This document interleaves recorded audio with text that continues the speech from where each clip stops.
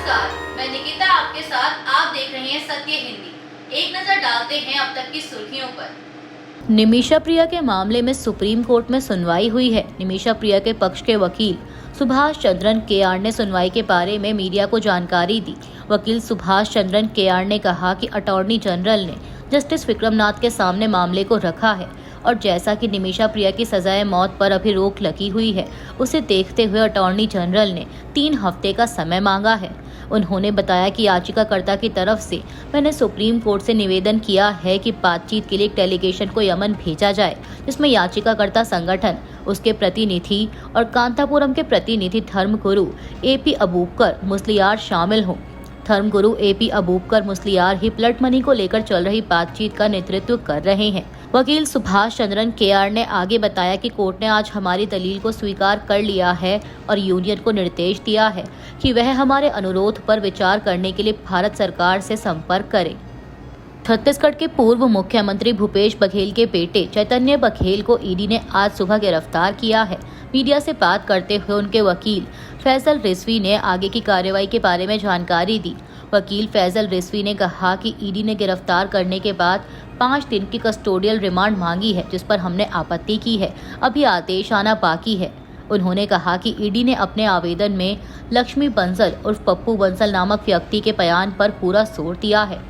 वहीं इससे पहले भूपेश बघेल ने कहा था कि अडानी की जो पेड़ कटाई चल रही है, इसके विरोध में पूरी कांग्रेस पार्टी लड़ाई लड़ रही है। पूरी सरकार और प्रशासनिक तंत्र पर दबाव है।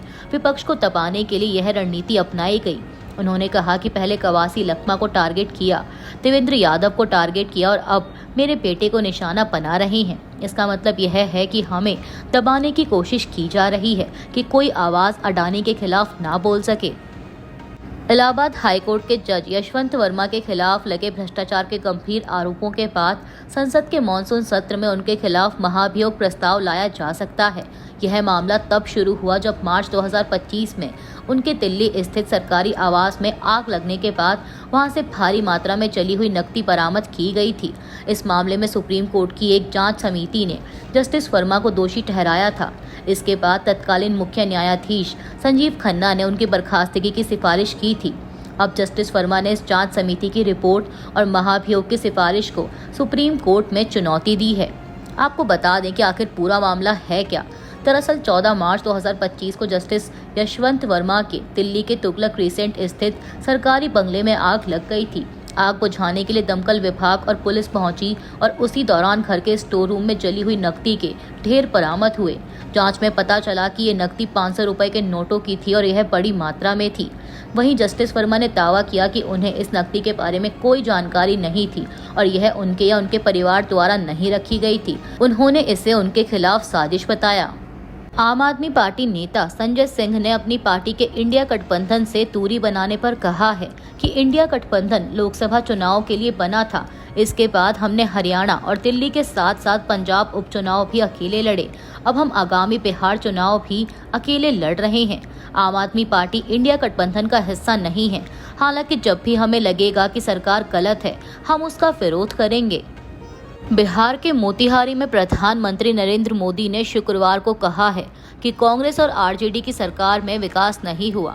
पीएम मोदी ने लोगों को संबोधित करते हुए कहा कि जब केंद्र में कांग्रेस और आरजेडी की सरकार थी तो यूपीए के 10 साल में बिहार को सिर्फ 2 लाख करोड़ रुपए मिले, लेकिन केंद्र में आने के बाद मैंने बिहार से बदला लेने वाली पुरानी राजनीति को भी समाप्त कर दिया। एनडीए के 10 सालों में बिहार के विकास के लिए जो राशि दी गई है वो पहले से कई गुना ज्यादा है। पीएम मोदी ने कहा कि मोतिहारी से हजारों करोड़ों रुपए की विकास परियोजनाओं का लोकार्पण और शिलान्यास कर अत्यंत प्रसन्न हूं। पीएम मोदी ने लोगों को संबोधित करते हुए आगे ये भी कहा कि आप लोगों ने इस धरती को आरजेडी और कांग्रेस की पेड़ियों से मुक्त किया, असंभव को संभव बनाया। उसी का परिणाम है कि आज बिहार में गरीब कल्याण की योजनाएं सीधे गरीबों तक पहुंच रही हैं।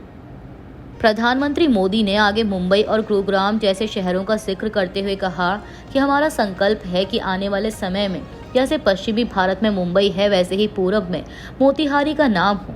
जैसे अवसर गुरुग्राम में है, वैसे ही अवसर गया जी में भी बने।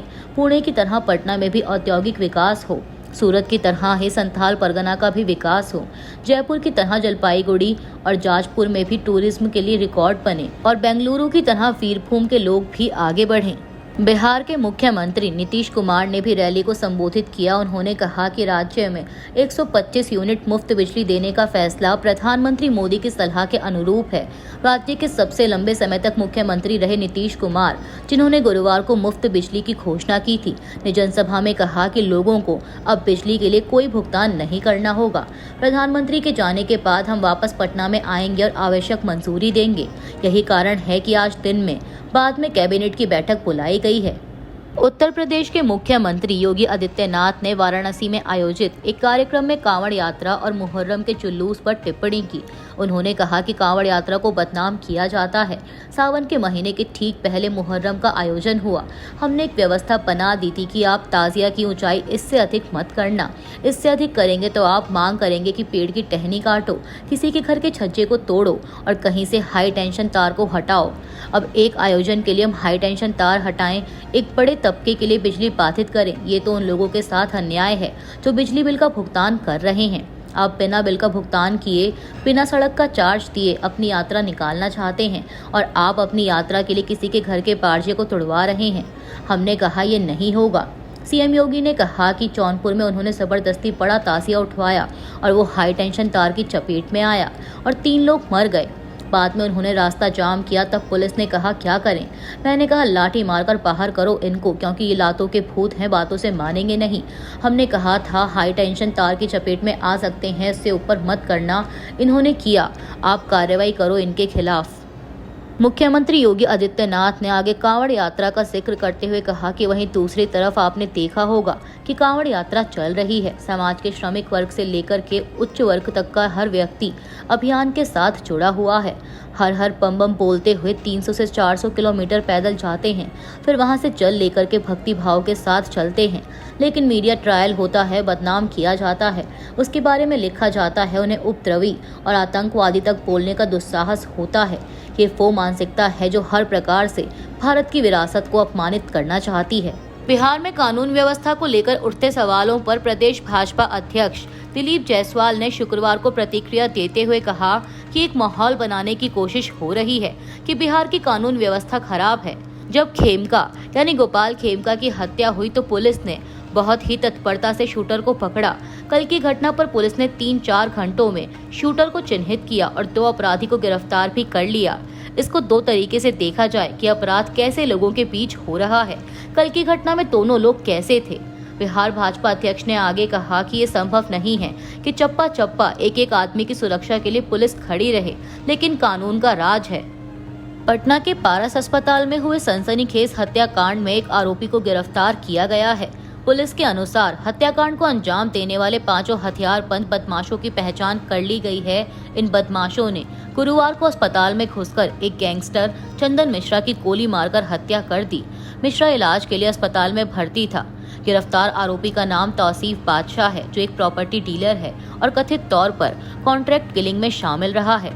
17 जुलाई को सुबह करीब 7:30 बजे 5 हथियारबंद लोग पटना के राजा बाजार इलाके में स्थित पारस अस्पताल में घुसे। ये लोग अस्पताल के दूसरे माले पर कमरा नंबर 209 में पहुंचे, जहां चंदन मिश्रा का इलाज चल रहा था। सीसीटीवी फुटेज में दिखा कि ये लोग पिस्तौल निकालकर कमरे में घुसे, चंदन मिश्रा पर कई गोलियां चलाई और फिर वहां से भाग गए। चंदन मिश्रा को कई गोलियां लगी और अस्पताल में ही उसकी मौत हो गई। चंदन मिश्रा बक्सर जिले का निवासी था और कई आपराधिक मामलों में आरोपी था। उसके खिलाफ 24 से अधिक आपराधिक मामले दर्ज थे, जिनमें 12 से अधिक हत्या के मामले शामिल थे। वह 2011 में व्यवसायी राजेंद्र केसरी की हत्या के मामले में दोषी करार दिया गया था। आरजेडी प्रमुख लालू प्रसाद यादव की याचिका सुप्रीम कोर्ट ने नहीं सुनी।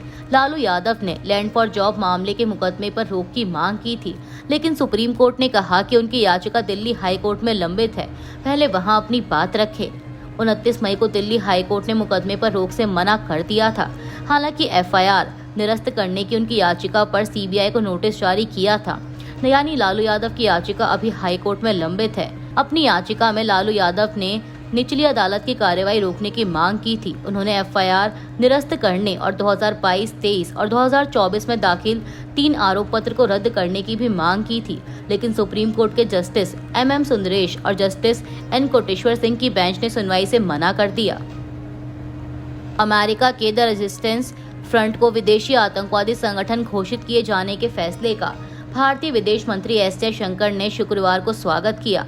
विदेश मंत्री एस जयशंकर ने अमेरिकी विदेश मंत्रालय और विदेश मंत्री मार्को रूबियो की इस फैसले के लिए सराहना की।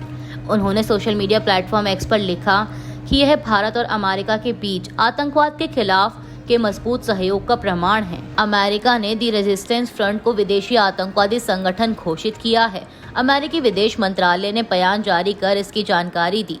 बयान में अमेरिकी विदेश मंत्री मार्को रूबियो ने कहा कि लश्कर-ए-तैयबा के फ्रंट TRF ने पहलगाम में 22 अप्रैल को हुए हमले की जिम्मेदारी ली थी। इसमें 26 नागरिकों की मौत हुई। यह 2008 के मुंबई हमलों के बाद भारत में नागरिकों पर हुआ सबसे घातक हमला था, जिसे लश्कर-ए-तैयबा ने अंजाम दिया था। TRF ने भी भारतीय सुरक्षा बलों पर कई हमलों की जिम्मेदारी ली है, जिनमें सबसे हालिया हमला 2024 में हुआ।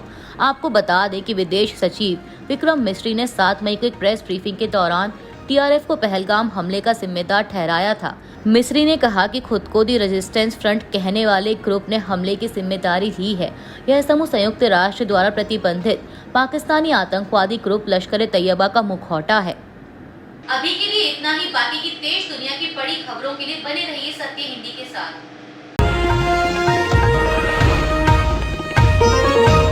Copyright disclaimer under Section 107 of the Copyright Act 1976. Allowance is made for fair use for purposes such as criticism, comment, news reporting, scholarship, and research. Fair use is a use permitted by copyright statute that might otherwise be infringing.